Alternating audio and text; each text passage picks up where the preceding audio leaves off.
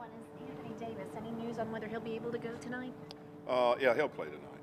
He'll play. We'll have to see. As the course of the game goes on, but he's going to give it a try. Yes. And for your starting lineup, is it the same without Alfred as it was versus Denver, or are you tweaking that at all? It will be obviously with AD inserted into the lineup. Yes. That's it. Coach, what were your thoughts on Alfred before he got hurt? Alfred? Yeah. Oh, I thought he was playing good basketball. We felt like if you got him in an open game and an open floor offensively, that he would be good. And I still think he's in the learning stages of understanding exactly what we want from him. But I think every game he's improved, so we like what we see.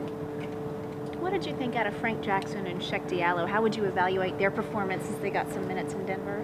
Well, I thought Chet came in and changed the game for us from an energy standpoint, just running the floor. I thought Frank did a lot of good things. Obviously, he's a rookie, and the scale's going to go up and down with him. But I thought overall, both those guys came in and gave us positive energy and did a lot of good things.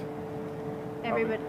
Alvin, you obviously know this Warriors team very well. As great as KD and Steph are, when Clay gets it going like the other night, it seems like that's the way the Warriors play with the passing and the screening. How much does his success sort of drive what the Warriors can do? Well, I think it's a perfect situation because Clay is a very low maintenance guy. He likes the role that he has here. Obviously, there's games where he gets on those shooting streaks and it's almost impossible to defend him.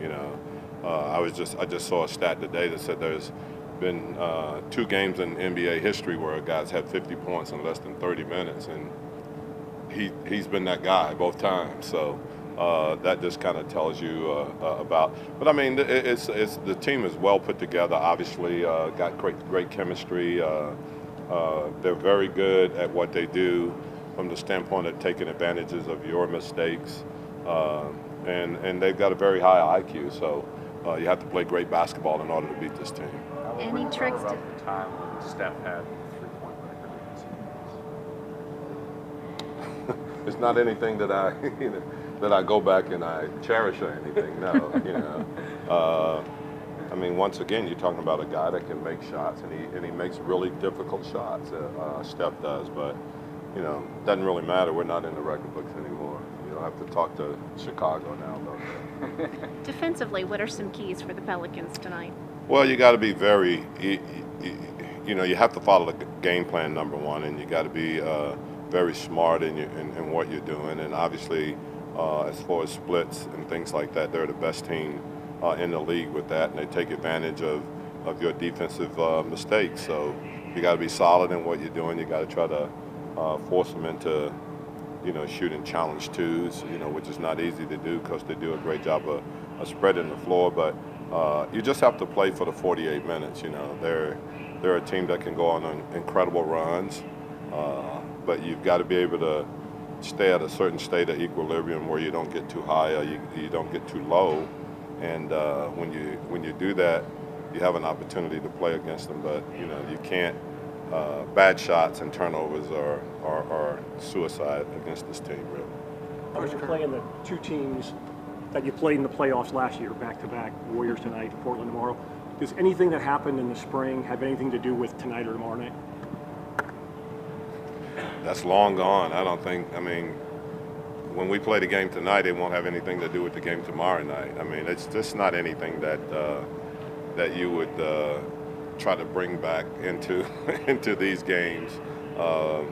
It's a whole different season, whole different situation, whole different people that have been added and taken away from the roster. So I don't think anyone ever even thinks about what happened in the playoffs last year or what happened in a game during the regular season last year. It's just not anything that anybody pays any attention to. Coach Kerr said that Mirotic really changed the dynamic of this team when he came over last year, in his opinion. Why do you think he's managed to be so successful in your system? Oh, I think he's a good shooter, and I think he's, he's a really smart player. Does a good job of spreading the floor, and we obviously try to play somewhat like these guys play and spread the floor and have shooters and drive and kick and play that way. So I think it's a system that he fits into pretty good. DeMarcus won't be playing tonight, but do you think there'll be any added emotion for the guys seeing him on the sideline? I think he's close with a lot of guys on our team, and I think as a coaching staff, we like having DeMarcus on our team. I think everyone forgets that he was putting up MVP type numbers when he was healthy on our team, and we were playing very good basketball. So I'm not sure what question or where you're trying to go with it, but I think the world of him. I think he's the best player at his position in the league, and I think he's a very talented player. And as I said, we were winning games with him on our team. Thank you. All right.